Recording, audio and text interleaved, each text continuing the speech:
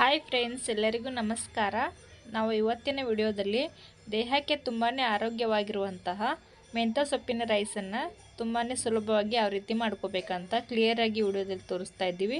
ಮೊದಲಿಗೆ ರೈಸನ್ನು ಮಾಡಿ ತೊಗೊಂಡಿದ್ದೀವಿ. ನೆಕ್ಸ್ಟ್ ಒಂದು ಈರುಳ್ಳಿ ಉದ್ದಕ್ಕೆ ಕಟ್ ಮಾಡಿ ತೊಗೊಂಡಿದ್ದೀವಿ. ಒಂದು 4 ಕೆಂಪು ಮೆಣಸು, 1 ಟೇಬಲ್ ಸ್ಪೂನ್ ಆಗೋಷ್ಟು ಜೀರಿಗೆ, ಬೆಳ್ಳುಳ್ಳಿ, ಫ್ರೆಶ್ ಆಗಿರುವಂಥ ಕೊತ್ತಂಬರಿ ಸೊಪ್ಪು, ತೆಂಗಿನ ತುರಿನ ಯೂಸ್ ಮಾಡ್ತಾ ಇದ್ದೀವಿ ಇಲ್ಲಿ ಟೇಸ್ಟಿಯಾಗಿರಲಿ ಅಂತ. ನೆಕ್ಸ್ಟ್ ಟೊಮೆಟೊ ಹಣ್ಣು, ಈ ಕಡೆಗೆ ಫ್ರೆಶ್ ಆಗಿರುವಂಥ ಮೆಂತ್ಯ ಸೊಪ್ಪನ್ನು ಚೆನ್ನಾಗಿ 2 ಟೈಮ್ಸ್ ವಾಶ್ ಮಾಡಿ ತೊಗೊಂಡಿದ್ದೀವಿ. ಈ ಕಡೆಗೆ ಮಿಕ್ಸಿಗೆ ಸ್ವಲ್ಪ ಕೊಬ್ಬರಿ ತುರಿನ ಸೇರಿಸ್ತಾ ಇದ್ದೀವಿ. ನೆಕ್ಸ್ಟು ಒಂದು ಸ್ವಲ್ಪನೇ ಜೀರಿಗೆ, ಚೆನ್ನಾಗಿ ವಾಶ್ ಮಾಡಿ ತೊಗೊಂಡಿರುವಂಥ ಮೆಂತ್ಯ ಸೊಪ್ಪನ್ನು ಹಾಕಿಬಿಟ್ಟು ಇವಾಗ ನೀರನ್ನು ಹಾಕಲಿಕ್ಕಿಲ್ಲ, ಹಾಗೆ ಗ್ರೈಂಡ್ ಮಾಡ್ತಾ ಇದ್ದೀವಿ. ನೋಡಿ, ಈ ರೀತಿಯಾಗಿ ಪೇಸ್ಟ್ ಮಾಡ್ಕೋಬೇಕು ಮೊದಲಿಗೆ. ನಂತರ ಗ್ಯಾಸ್ ಮೇಲೆ ಒಂದು ಕಡಾಯಿನ ಇಟ್ಬಿಟ್ಟು ಒಂದು 3 ಚಮಚ ಆಗುವಷ್ಟು ಎಣ್ಣೆನ ಹಾಕಿ, ಎಣ್ಣೆ ಬಿಸಿ ಆದಮೇಲೆ ಒಂದು 1/4 ಚಮಚದಷ್ಟು ಸಾಸಿವೆನ ಸೇರಿಸ್ತಾ ಇದ್ದೀವಿ. ಸಾಸಿವೆ ಈ ರೀತಿ ಚಟಪಟ ಅನ್ನಬೇಕು. ನೆಕ್ಸ್ಟು ಒಂದು 1/4 ಚಮಚದಷ್ಟು ಜೀರಿಗೆ, ನಂತರ ಬೆಳ್ಳುಳ್ಳಿನ ಹಾಕ್ತಾ ಇದ್ದೀವಿ. ಬೆಳ್ಳುಳ್ಳಿ ನೀವು ಹಾಗೆ ಕೂಡ ಹಾಕೋಬೋದು, ಇಲ್ಲಾಂದರೆ ಪೇಸ್ಟ್ ಮಾಡಿ ಕೂಡ ಹಾಕೋಬೋದು. ನೆಕ್ಸ್ಟು ಕೆಂಪು ಮೆಣಸನ್ನು ಒಂದು 4 ಹಾಕ್ತಾಯಿದ್ವಿ. ಕೆಂಪು ಮೆಣಸು ಇಷ್ಟಪಡಲ್ಲ ಅಂದರೆ ಹಸಿಮೆಣಸು ಕೂಡ ಯೂಸ್ ಮಾಡ್ಕೋಬೋದು. ಖಾರ ಜಾಸ್ತಿ ತಿನ್ನೋರಾಗಿದ್ದರೆ ಇನ್ನೊಂದು 2 ಮೆಣಸು ಕೂಡ ಯೂಸ್ ಮಾಡ್ಕೋಬೋದು ಇಲ್ಲಿ. ನೆಕ್ಸ್ಟು ಒಂದು ಈರುಳ್ಳಿನ ತೊಗೊಂಡಿದ್ವಿ ಉದ್ದಕ್ಕೆ ಕಟ್ ಮಾಡಿ. ಈರುಳ್ಳಿ ಸ್ವಲ್ಪ ಹಸಿ ವಾಸನೆ ಹೋಗೋವರೆಗೂ ಎಣ್ಣೆಯಲ್ಲಿ ಒಂದು 3 ನಿಮಿಷದವರೆಗಾದ್ರೂ ಚೆನ್ನಾಗಿ ಈ ರೀತಿಯಾಗಿ ಫ್ರೈ ಮಾಡ್ತಾ ಹೋಗಬೇಕು.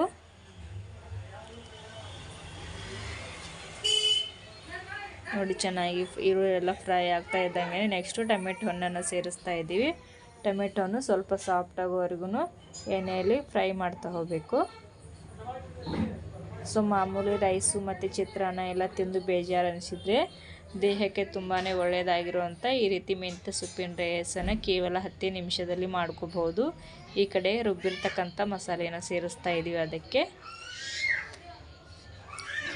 ಮೆಂತ್ಯ ಸೊಪ್ಪಿಂದ ಸ್ವಲ್ಪ ಹಸಿ ವಾಸನೆ ಹೋಗುವವರೆಗೂ ಎಣ್ಣೆಯಲ್ಲಿ ಒಂದು 2 ನಿಮಿಷ ಅಥವಾ 1 ನಿಮಿಷದವರೆಗೂ ಸ್ವಲ್ಪ ಫ್ರೈ ಮಾಡ್ತಾ ಹೋಗ್ಬೇಕು ಈ ರೀತಿಯಾಗಿ. ನೆಕ್ಸ್ಟು ರುಬ್ಬಿರ್ತಕ್ಕಂಥ ಮಿಕ್ಸಿಗೆ ಬೌಲಾಗಿ ರುಬ್ಬಿರ್ತಕ್ಕಂಥ ಅದಕ್ಕೆ ಸ್ವಲ್ಪ ನೀರನ್ನು ಹಾಕಿಬಿಟ್ಟು ಆ ನೀರನ್ನು ಸಹ ಸೇರಿಸ್ಕೋಬೇಕಾಗತ್ತೆ ಇಲ್ಲಿ. ಅದಕ್ಕೂ ಮುಂಚೆ ಒಂದು ಚಿಟಿಕೆದಷ್ಟು ಅರಿಶಿನ ಪುಡಿ, ಸ್ವಲ್ಪ ರುಚಿಗೆ ತಕ್ಕಷ್ಟು ಉಪ್ಪನ್ನು ಕೂಡ ಸೇರಿಸಿದ್ದೀವಿ.